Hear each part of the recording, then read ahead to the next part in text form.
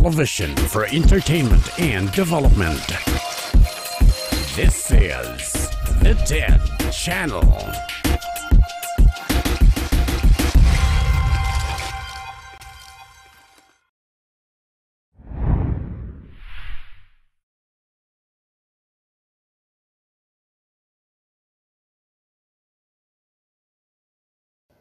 We're again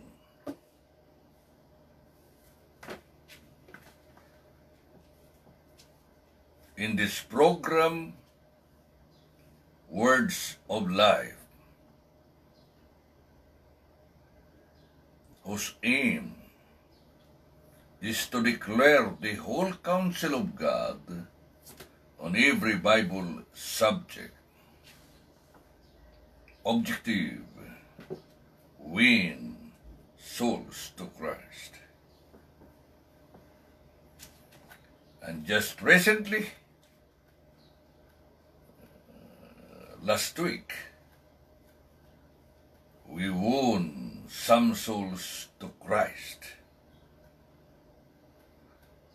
It's a big family. And if God, by His permissive will allow these people to finally accept the gospel, we will be able to establish a new congregation in the province of Bukidnon, Mindanao, Philippines. Your listeners, the radio program there, and also listening to this FB Live, contacted me, and now they are ready. In fact, they were already planning to start a congregation, but when he heard my broadcast, Words of Life, that I am available whenever I am needed, they decided to wait for us. And so, Brother Romeo Soyaman and Brother Ronaldo Robante visited them yesterday, and they already have an arrangement to start worship there every Sunday. So, my dear brothers and sisters in Christ, please pray that more people will be won to Christ through this program, Words of Life, aired now in 11 radio stations, and twice a day, 1 hour at a TV station, and every day, of course, on this FB. So I will greet every one of you in the name of Jesus Christ. Good morning, good afternoon, and good evening. It's a joy in my heart once again to be with you and study portion of God's Word. Mga higalaw, mga kaigsunan, maayong buntag, maayong hapon, maayong gabi kaninyong tanan. Bisan asa kamong dapit ning silong sa langit sa tibuok kalibutan. Dakong kalipay nako nga sa makausapa, nakahimo ako sa pagpakig-oban kaninyo. Nining atong tulumanon mga pulong sa kinabuhi o Words of Life. Usa ka tulumanon mga higala ug mga kaigsunan nga gipasiudahan sa Churches of Christ sukad pa sa 1980 ug nagpadayon hangtod karon dili lamang sa radio kundi usab sa television ug niining FB. Gipa-silent na ko. Sabaan. So I am very happy. Malipayon kayo ko. Sa mga Tagalog na kong mga kaigsunan, mayong magandang umaga po sa inyong lahat, magandang hapon at magandang gabi. Saan mang sulok kayo sa daigdig, nandoon. Saan mang sulok sa daigdig kayo nandoon. Lubos kung ikinagagalak na tayo ay nagkasama ngayon nitong ating programang Words of Life o mga salita ng buhay. Tumay Ilocano, wow! Brethren and friends, naimbag nga bigat kada kayo amin. Naimbag nga malim, ket naimbag nga rabii. Kakabsat kin gagayem. Ito'y naman tayo ti programa sao tibiyag. Assalamualaikum warahmatullahi wabarakatuh. Mapia mapita, mapia malulom sa lunglangon kano mga sulod ko ang mga Muslim.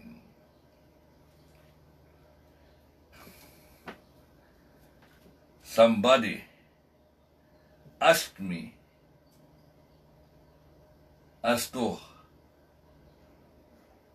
I really know the Quran of my brother Muslims. Oh yes, I know. Not all parts of the Quran, but I know something about the Quran. I use it in debate with my Muslim brothers. And someone said, if you have, we would like to hear even just one lecture about the Quran. What are the beliefs in the Quran that coincides with the Bible, complements with the Bible?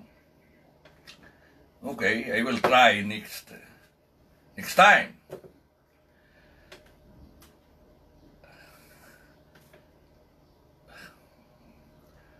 This morning, early, when I woke up, there is a text message asking me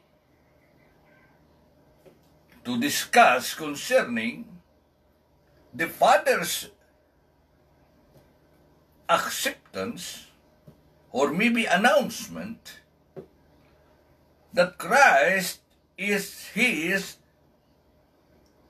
beloved Son. Because we have discussed that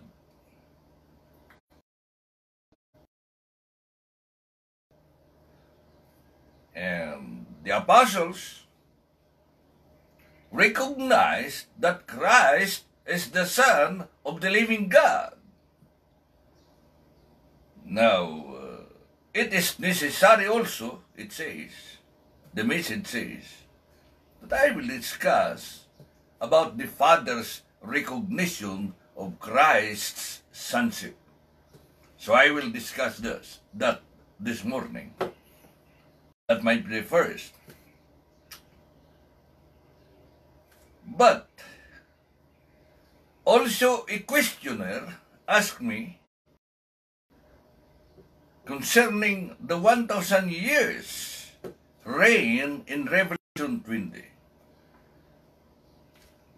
He is not maybe looking for controversy, but he is just inquisitive or interested to know my view, because he said that was cut and reckoning. What is your view, Brother CYRUS, concerning the 1,000 years reign in Revelation 20? So I will divide my time. First, I will discuss about the Father's recognition and promulgation that Christ Son.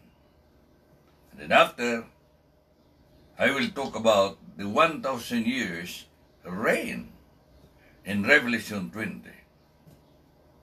Because there are many controversies concerning that. For me, it is not actually controversial, provided you just believe what is written, and you will not add, and you will not subtract. What is the problem is when we interpret Revelation. Sometimes we add a word, sometimes we subtract. So we'll try to talk about it.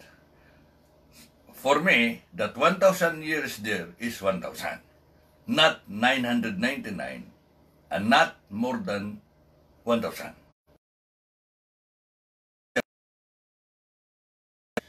That I believe. As to when will it happen, and who will reign during that 1,000 years, that is what we are going to find out in the Bible itself. Not yours and not my interpretation, but the Bible's interpretation. Because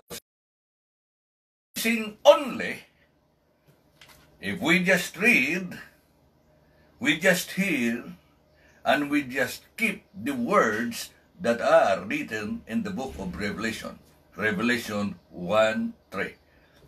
No blessing for interpreters, because interpreters usually add and usually subtract. We will notice that, how they interpret 1,000 years, they will see that it's not really 1,000 years, so that is subtracting. That is not really... Oh, why? Why will you not believe what is written?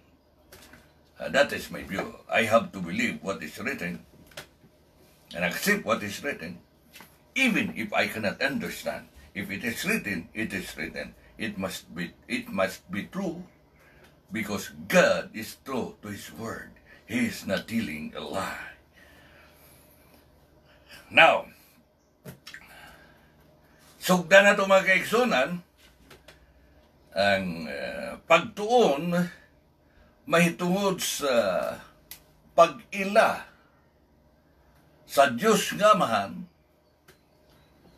iyahang pagdawat sa kamatuoran, ug ang iyang pagpadako sa kamatuoran, nga si Kristo iyang anak nga bugtong. No, it might not be the right word. Iyang anak nga pinarangga.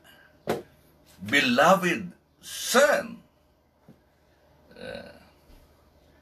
Unique. Pinasahi nga pagkaanak, mga kaigsunan. Ang mga Kristohano, like me, like you, mga anak sa Diyos. Apan, mga sinagop nga mga anak. Sa ato pa, pag madaot ang relasyon, mawala imong pagkaanak kay sinagop ka man lang. So, dili tinuod ng moingon sila nga, kung ikaw anak sa Dios karon, anak ka na gyud hangtod sangtod. In all eternity. No, that is not true. You are a son of God now, maybe, but you are not always a son if you will not pay attention to Him. Because your sonship is by adoption. There is legality. An adoption can be annulled. You are not a direct and unique son of God. Uy, ibinisaya niya. Ang atong pagkaanak, sinagop kita. Sumala sa Episo, Kapitulo 1, mga sinagop ng mga anak. So, ingon nga sinagop, kung mawad ang naggugma ang usag-usa, di na gusto, mahimo ng putlon ang pagkaamahan o pagkaanak. Kay sinagop man lang. Dili natural, dili kinaiyanhon nga anak. Pero kung kinaiyanhon nga anak, abisan pag perting tuntuhang anak. Anak yun na. Nanggiingon sa amahan sa pastilan doong, nagmahay yun mismo man mo nga natao ka. Yumingon sa anak, nagmahay po ko, dade. Nga nung gibuhat ko ninyo. Nga naman, dili mawalang pagkaanak o dili mawalang pagkaamahan tungod kay dunay relasyon nga direkta. So basta direktaminting pagkaanak nga maoy gyud sa ato pa natural nga pagkaanak, abisan pagunsaon lagi. Igon nas pagmahay o pagpatulo sa mga luha. Wa naging mahimo. Kay anak gyud. Pero kung sinagop, alayas, gusto nga. Wadon ang pagkaamahan o pagkaanak. Mao na nga, dili eksakto ng doktrina, karon magtudlo, nga kung ikaw anak sa Dios, anak ka na gyud hangtod sangtod, bisan pag binuang ka. Pero tugutan po na itong anak na gyud bisan pag binuang. Kaya naaman sa daghang mga anak sa Dios nga may impyerno. Ato man ang ma-probe, mapamatudaan sa Biblia. Pero dili na mo hisgutan ato ron. Atong hisgutan, mao nga, giangkon ba gyud? Gidawat ba gyud sa Dios nga man nga si Kristo iyang anak nga pinalangga. Kaya ato naman kung natudlo nga si Kristo ang anak sa Dios nga buhi, the Son of the living God. And therefore, we will study now that the Father recognized and promulgated that Christ is His beloved Son. Now we will start. When Jesus Christ was born as a human being, of course, we have studied that God in the Old Testament, Yahweh, YHWH, Yod-He-Waw-He, Jehovah, Java, Yava, Yawa, because there are many, I don't know, they just want controversy. What is the name? The Jehovah's Witnesses created that name. No, it was not Jehovah's Witnesses. They just followed Peter Gallatin. But some would just like to have just a controversy. So I had to mention Yahweh, YHWH, or Yud-He-Waw-He. Now, when Jesus Christ was born as a human being, he was a man clothed in human body, meaning enfleshment, incarnation. But Yahweh, or Yud-Heh-Waw-His manship is not by that way, but it was a manifestation of himself that he is a man. That is why it is right for him to say, let us make man after our image, in our image after our likeness. Because if he is not a man, how can he make man after his image? My image now is the image of God, but not as God the Spirit, but God man. It was his manifestation. Now, when Jesus Christ was born, was enfleshed with a human body, he was called Jesus, Matthew chapter 1:18, meaning that he is to save his people. And in verse 23, he is to be named Emmanuel, meaning that he is the God with us.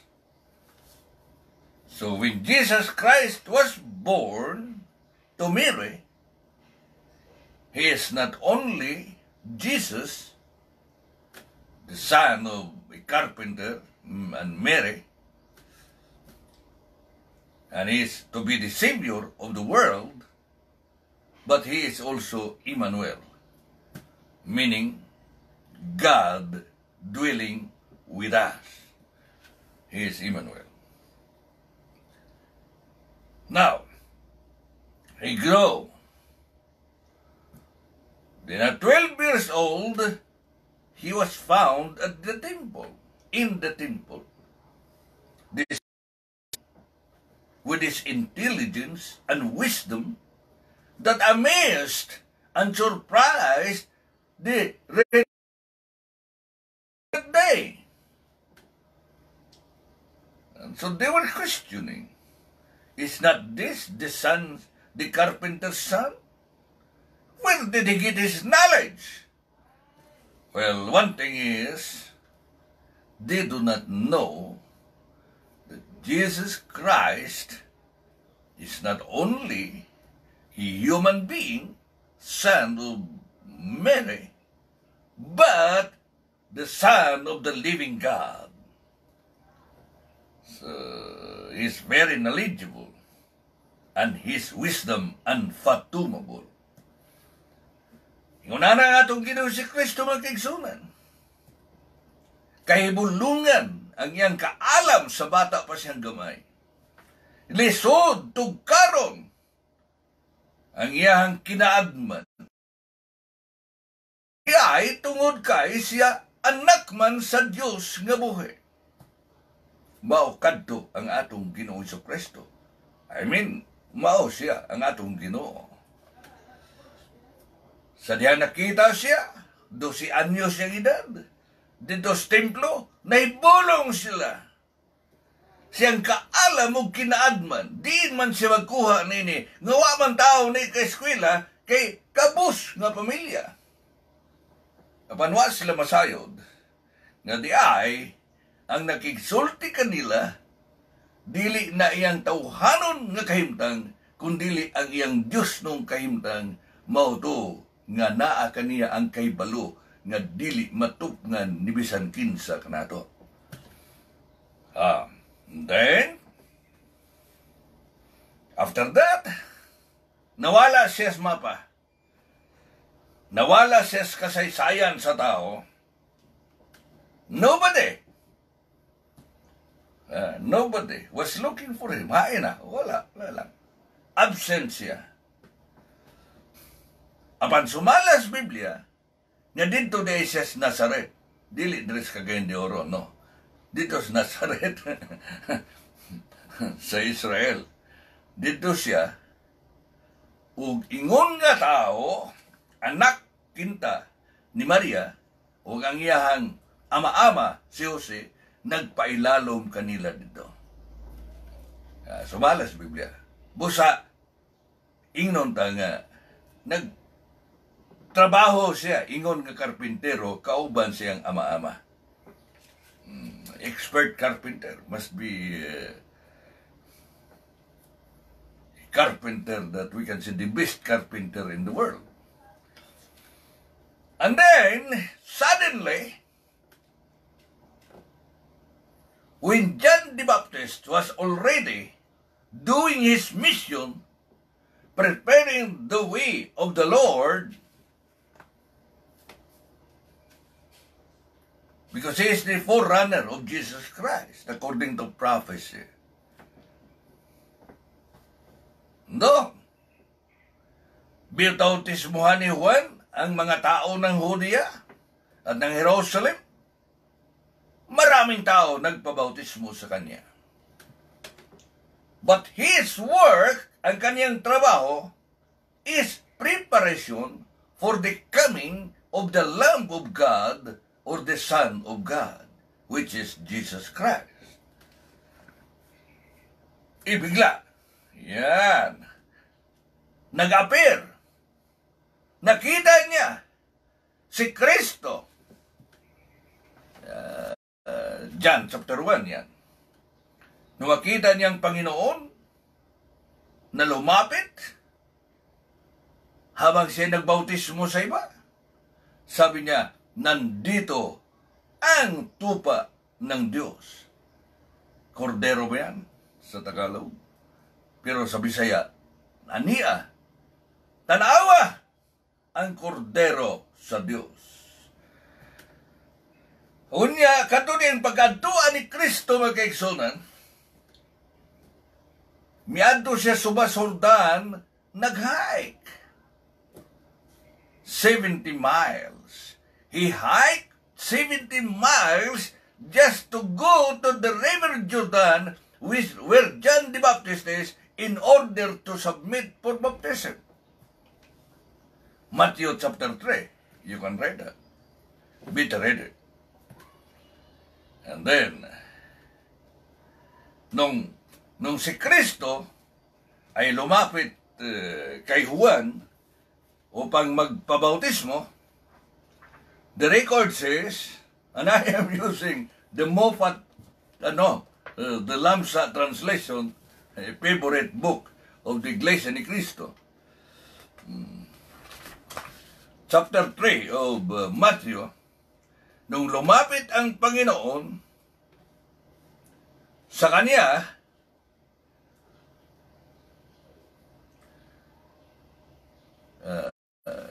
sa 13, English, then Jesus came from Galilee to the Jordan to John to be baptized to him.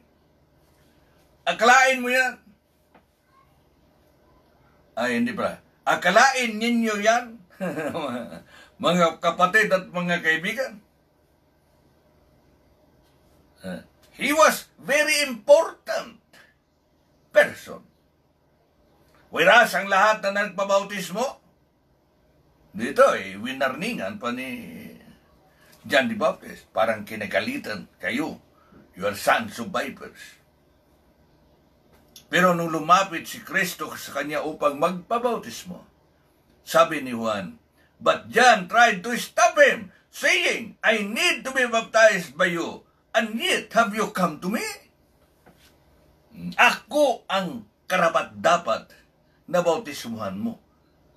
Hindi ikaw. Kilala kita. You are son of the living God. And so, I have no authority to baptize you. You are not a sinner. You are not like me. So you baptize me, not me baptize you. Hindi pwede. Kailangan ikaw ang bautismuhan. Ako ang bautismuhan mo at hindi ikaw. Yun ang sabi ni Juan. Kalain niyo yan. Panginoong Jesucristo yan. Subalit, alam niya kailangan na bautismo eh. Kailangan. Very and very necessary. Kaya, sabi ni Kristo sa kanya, but Jesus answered and said to him, permit it now, allow it to be now. For this is necessary for us, so that all righteousness may be fulfilled. And then he permitted him.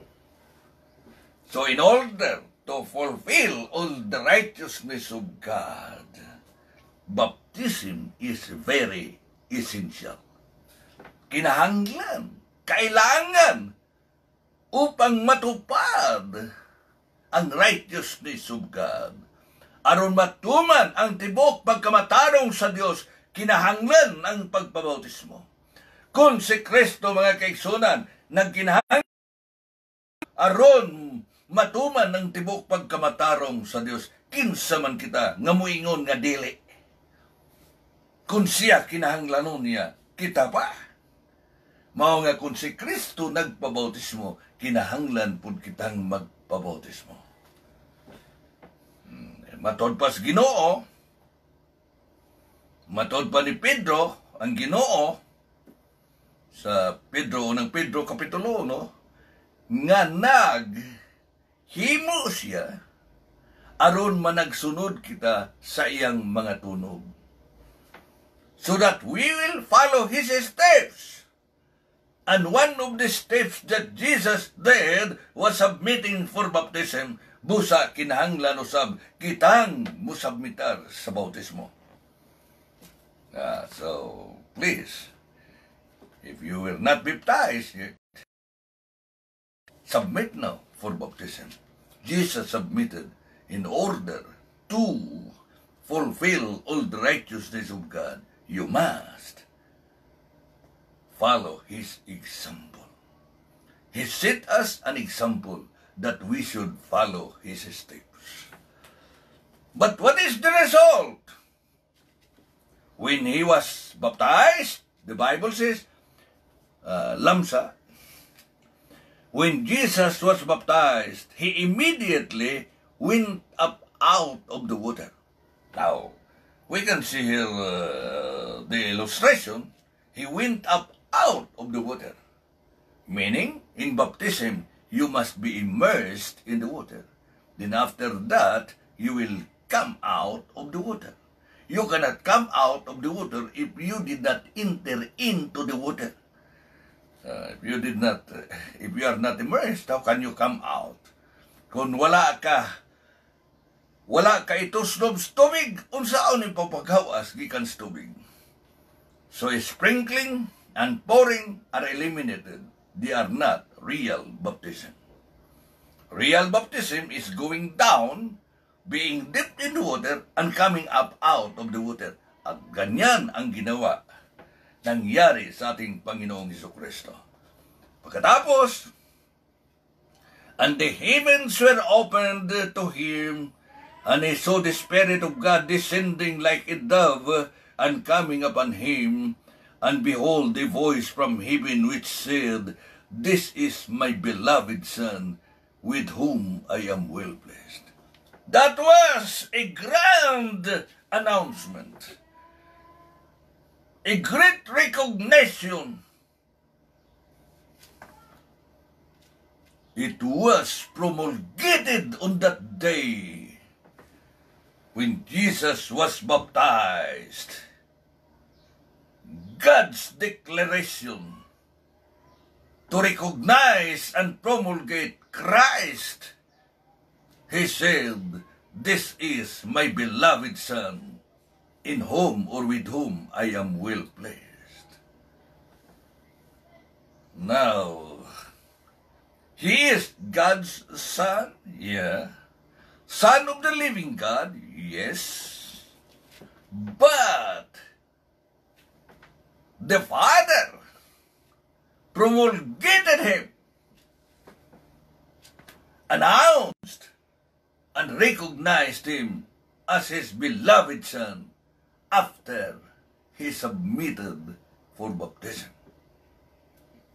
Now it is so with us. If Jesus Christ was not recognized by the Father as his son before baptism. It was after baptism that he said, "This is my beloved son in whom I am well pleased." It is also after baptism that God will accept us as his children. So be baptized now, so that God will also promulgate you, will say that you are my son, my beloved son. Very essential and very necessary. Television for entertainment and development. This is the TED Channel.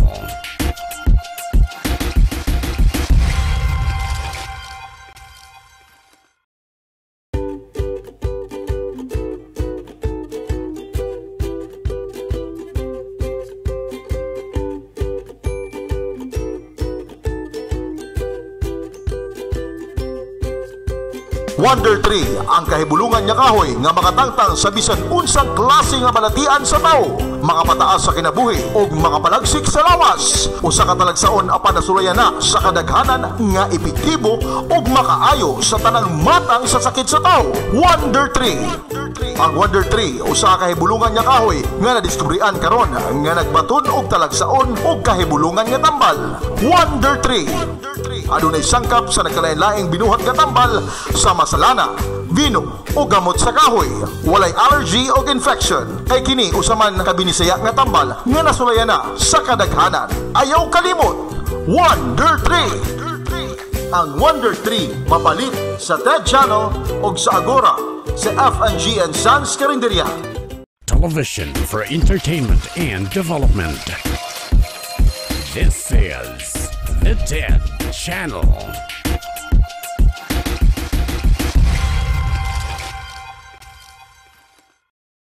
That is right. So that's the first. After he was born, then at the age of 30, he was baptized. And that was the time that there is an announcement and promulgation, a recognition of this is my beloved Son in whom I am well pleased. So be baptized also. I want to hear. Contact me if you need.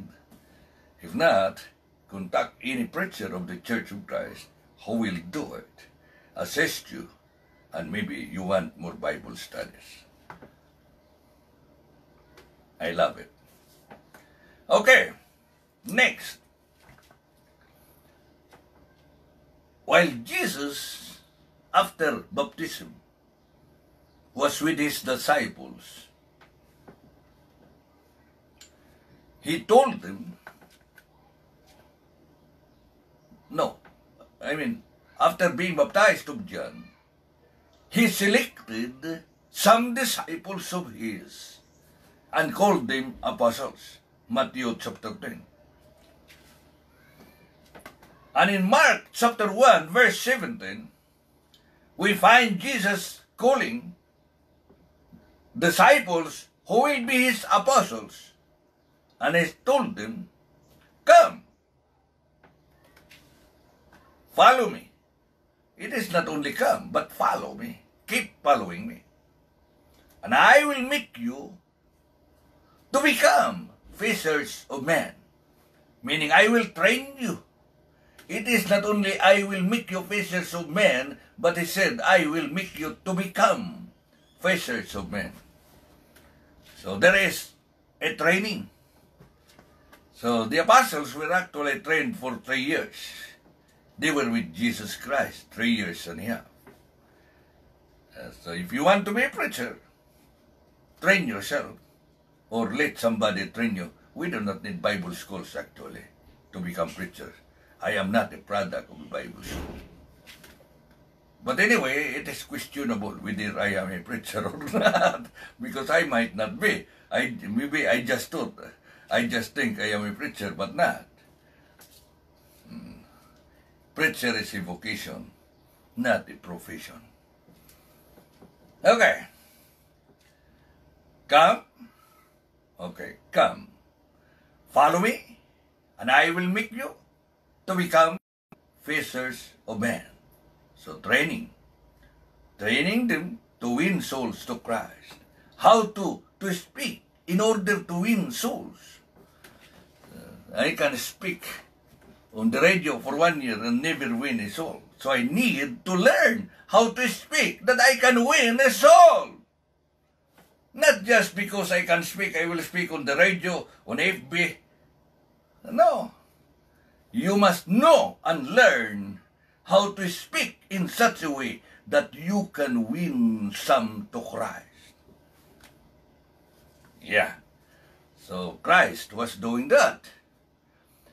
And then while they witnessed, the disciples witnessed the miracles that he did, the good works that he was doing. That was a part of their training. And how he teach. His homiletical structure is not based on the human homiletics of today.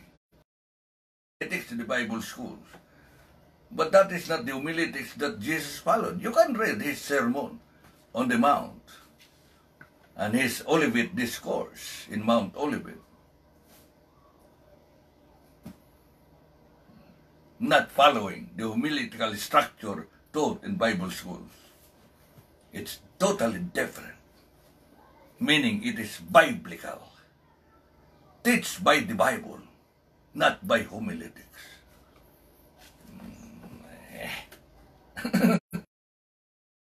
It is not because I have not studied, because when I conducted training school, and I still have it, a mobile training school, I teach homiletics. But after teaching my students homiletics, I will tell them, you preach, but violate the so-called rules of homiletics to be effective in preaching. Okay, that's bad, maybe. But for me, it's good. Now, they were with him. And they experienced the sufferings. They experienced joy while they were with the Lord. Suffering in the valley, but a joy up on a mountain. It is a mountain of glory. The Lord brought 3 disciples, Peter, James, and John, with him up to a mountain of glory, Mount of Transfiguration. Then when they were there, well, that is the time that Peter, James, and John heard the words from heaven.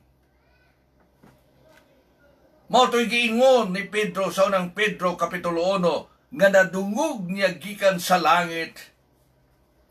Nakadungog sila. Mga saksi silang nakakita o mga saksing nakadungog kay nadunggan nila gikan sa langit. Unsa to'y nadungog nila? Mao ni karon.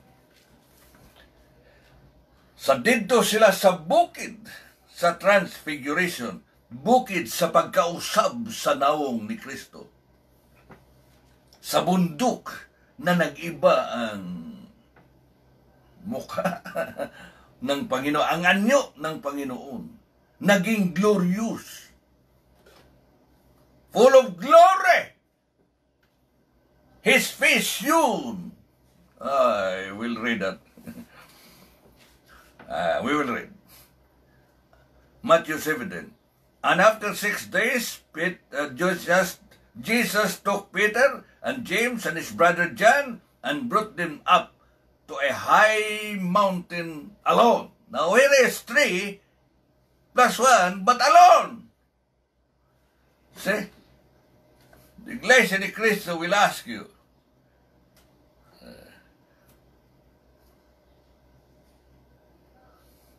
that you only is the true God and eternal life. Is there only which is more than one? Well, they really don't know that only can be more than one. When I say we are the only ones, there is only, but we are plural. They must learn that only does not mean single. A couple, husband and wife, we are the only couple here. When a man and a woman will be married together as husband and wife, the Bible says they are no longer twin, they are no longer two flesh, but one flesh. So that is only one, but two. But here, Jesus took Peter and James and his brother John. So I think three. So four of them. And it says, to a mountain alone. Alone, but four. That is, where only is plural. Where only is dinaghan. Marami. Mag-isang marami. Pag-isang marami. Ngayon, and Jesus was transfigured before them, and his face shone like the sun, and his clothes turned white as light. Glorious talaga. Talaga. Hilabihan ka, mahimayaon, mga kaigsunan. Ang iyang nawong, mi sidlak sa masadlaw, o iyang mga bisti, maputi, sama sa kahayag. And there appeared to them Moses and Elijah as they were talking.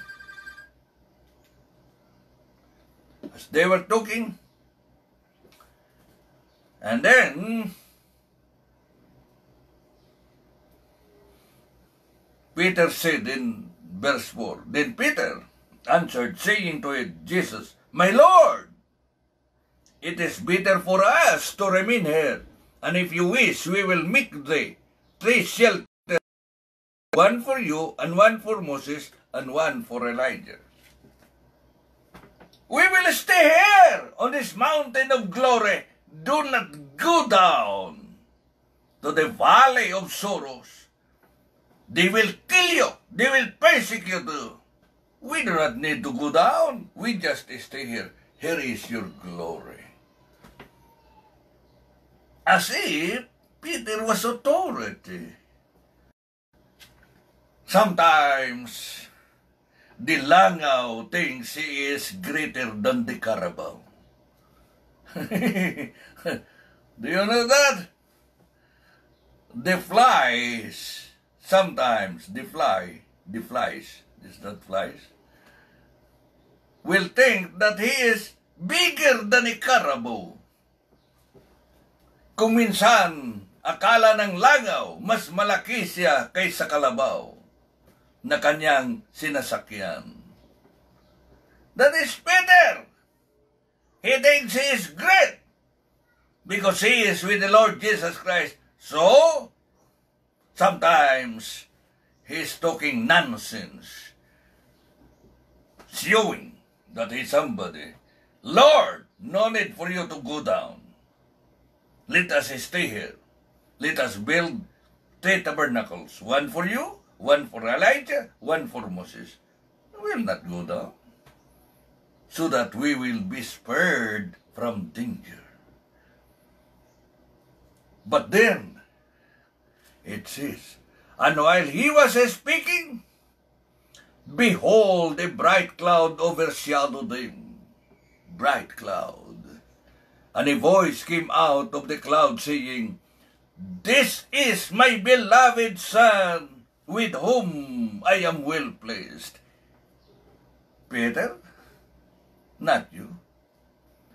Hear ye him, my beloved Son.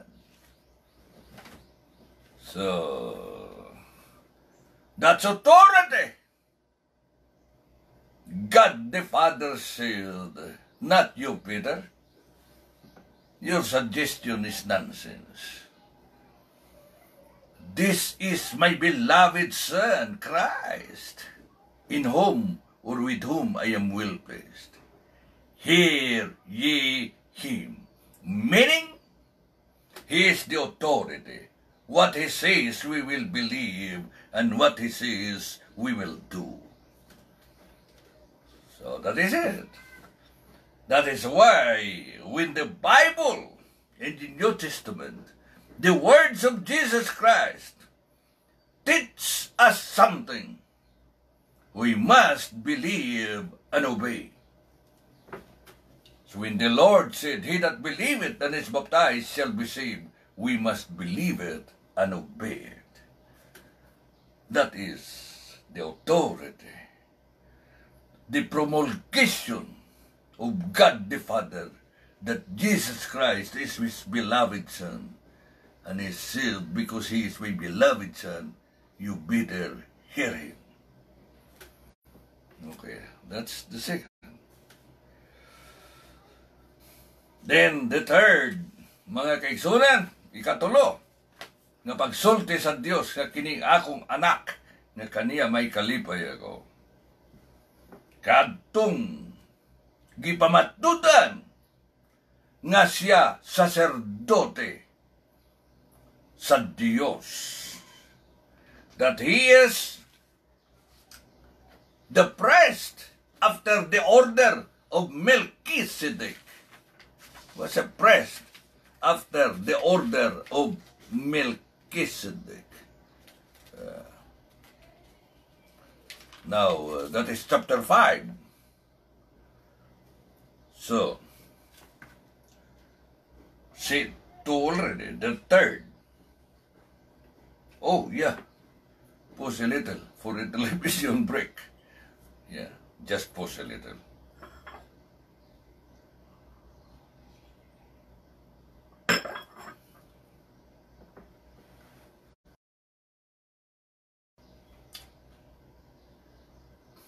Chapter 5 of Hebrews is talking about that Christ was appointed by God with an oath that he will be a priest, high priest, the order of Melchizedek. Now, when did he exercise first his priesthood and victimhood? Priesthood after the order of Melchizedek. From the Lord's Supper table to the cross of Calvary. He was acting as a priest. And he was also acting as a victim. He is the priest victim.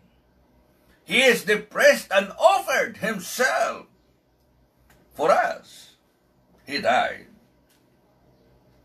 As if it is him who killed himself, but he allowed others to kill him, so that it will not be called suicide. But it was a function of his priesthood. But he cannot start that priesthood unless there is an oath. So the oath says that he is a priest after the order of Melchizedek, and we'll read it. Chapter 5, verse 4 to verse 6.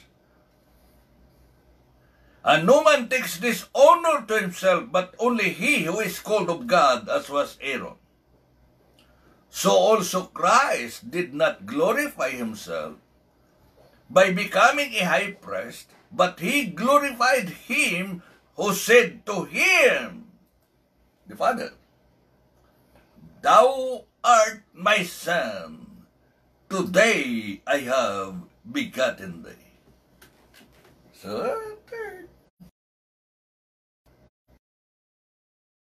that was a pronouncement, a recognition, and promulgation in order that he can begin his priestly function as a priest after the order of Melchizedek. That is about his death on the cross. His agonizing moments as a victim. And from the Lord's Supper to Gethsemane and to the cross of Calvary. And it says, Thou art my beloved Son, today have I begotten thee. And he said also in another place, Thou art a priest forever after the order of Melchizedek. That is why he obeyed even the death of the cross. Because he is the priest and he is at the same time the victim. Well, here is an example. As a priest, he said, Forgive them, for they know not what they do. That is his priestly function. As a victim, he said, my God, why hast thou forsaken me? He is to bear the sins of the world. So he is a priest victim. And then we will continue. 7, and then 8 to 9. Even when he was clothed in the flesh, he offered prayers and supplications with vehement cries and tears to him who was able to save him from death. And verily he was heard. And though he was a good son, because of fear and suffering which he endured, he learned obedience. And he grew to be perfect and became the author of life everlasting to all who will obey him. So you and me must obey the Lord Jesus Christ. He set an example of obedience. As a priest victim, he suffered for us. He obeyed until he died. And when he died and resurrected, he became the author of eternal salvation to all those who will obey him. So it is very necessary, my friends and brethren, that we will obey the Lord Jesus Christ. Okay? Still, when he became the author of eternal salvation, being the priest after the order of Melchizedek, it was because of an oath and a recognition that this is my beloved Son. Today I have begotten you. Okay? Then another.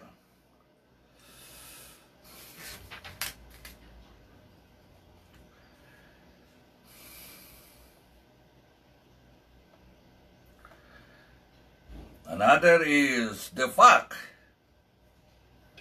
that he is really the begotten of the Father. It's about his superiority to the angels, but we will try to escape that. When the wrath of God will be poured in on this earth, and not yet, but God's wrath is still future, of course. We know that. When that will be poured, it is also because the Lord God promulgated Jesus Christ as his Son.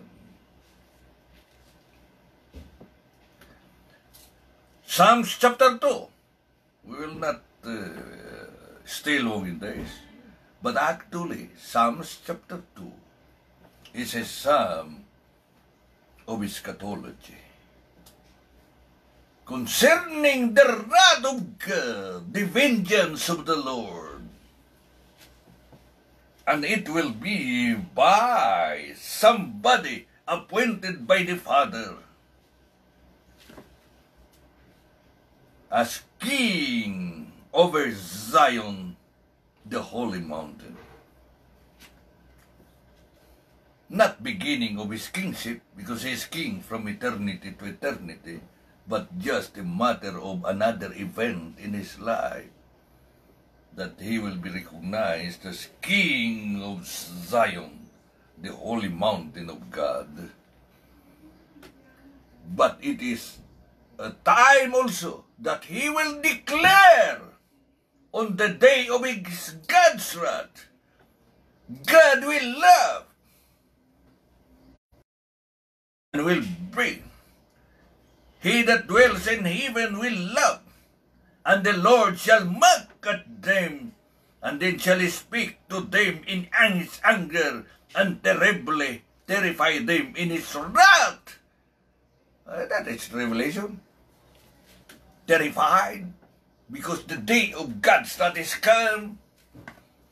But on that day of the revelation of God's wrath, he will again promulgate. He will again announce. He will again recognize Jesus Christ by saying, in verse 7 of Psalms 2:7, to declare my promise, the Lord has said, you are my son. This day have I begotten you. Yeah. 5 times. But we omitted that not one of the angels he called the son, because the words are different, although it is like by 5 times. But we just dealt with 4 very, very important events. First, when he was baptized, you must be baptized. Second, transfiguration, you must obey him and hear him. The third is death. Thou art my beloved son. You must accept and believe the gospel. And in the day of God's wrath, at the coming of Jesus Christ, we must know that he is the King of kings and Lord of lords. The Lord God will say this. Okay? I think that is it. Now, I promised we will talk, we will talk about the 1,000 years. Addendum. This is addendum.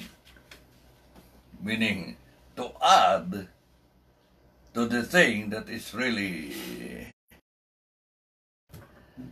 thus saith the Lord. God the Father says, thou art my beloved Son, in whom I am well pleased.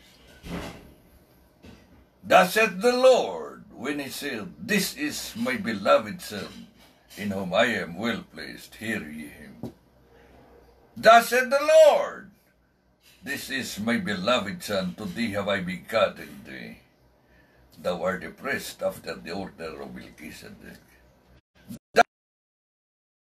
This is my Son, that I laid as King of Zion in Jerusalem. My beloved Son. Ay, nakalimot ko mga kaigsunan. But I know, kasabot mo. Mga Tagalog at mga Bisaya, you understood it. Kini, mga akong anak nga pinalangga, sa diyang nagpabautismo siya. So, kinahanglan tang magpabautismo. Kini, mga akong anak nga pinalangga, kaniya may kalipay ako. Patalinghugin ninyo siya. So, patalinghugan na to. Matthew 17 na. Matthew 3, itong bautismo. Kini ang akong pinalangga.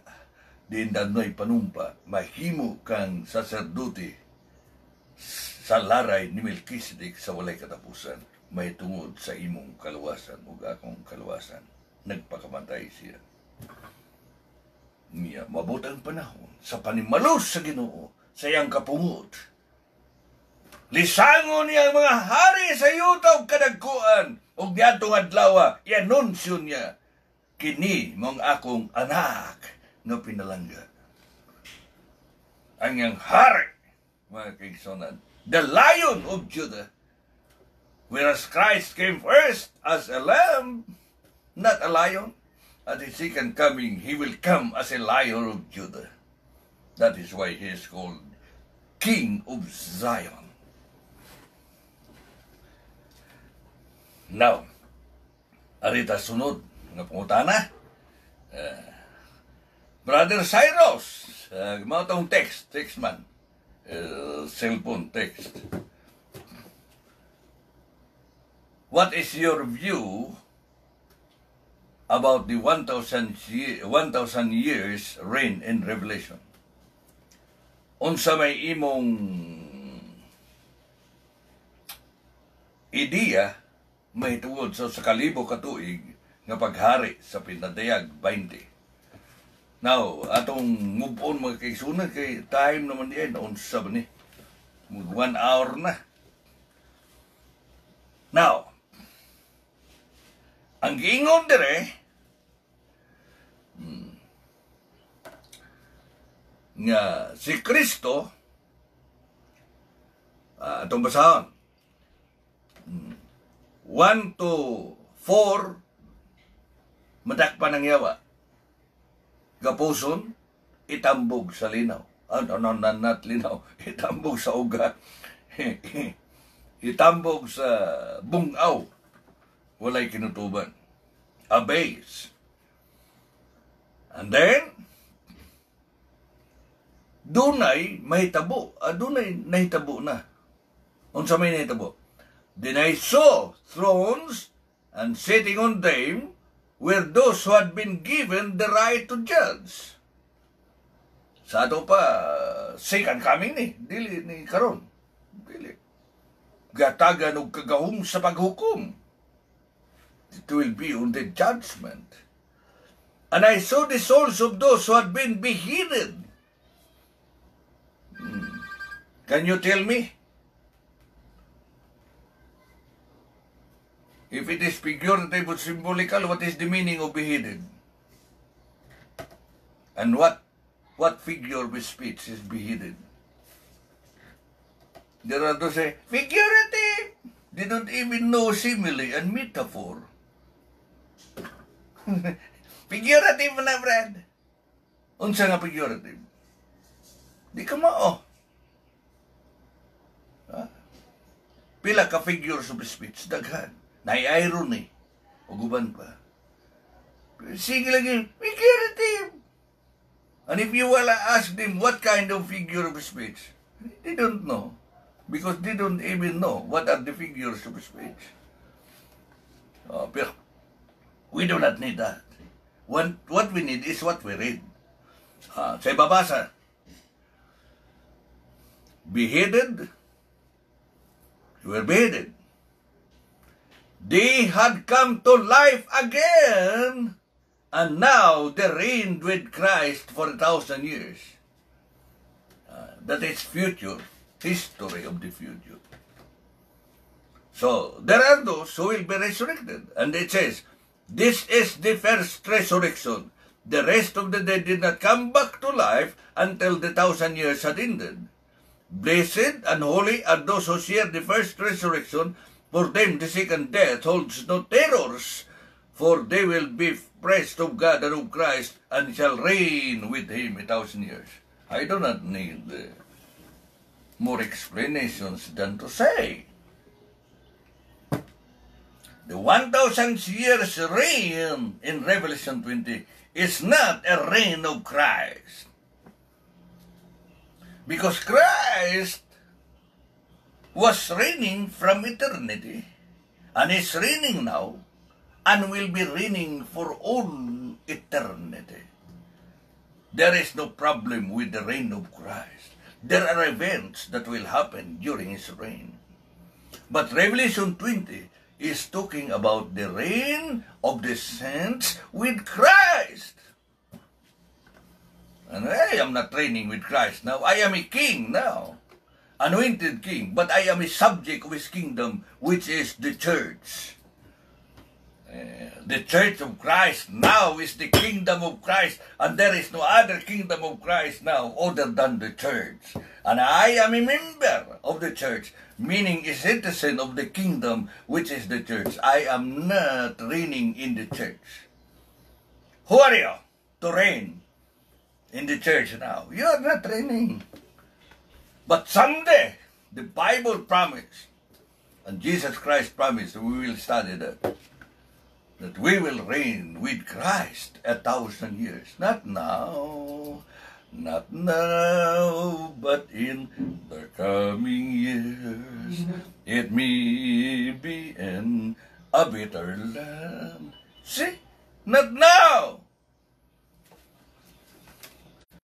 That reign in the book of Revelation 20 is a reign of the saints, not a reign of Christ. A millennial reign of the saints. Of course, Christ is reigning during that time. Will be reigning because he is always reigning.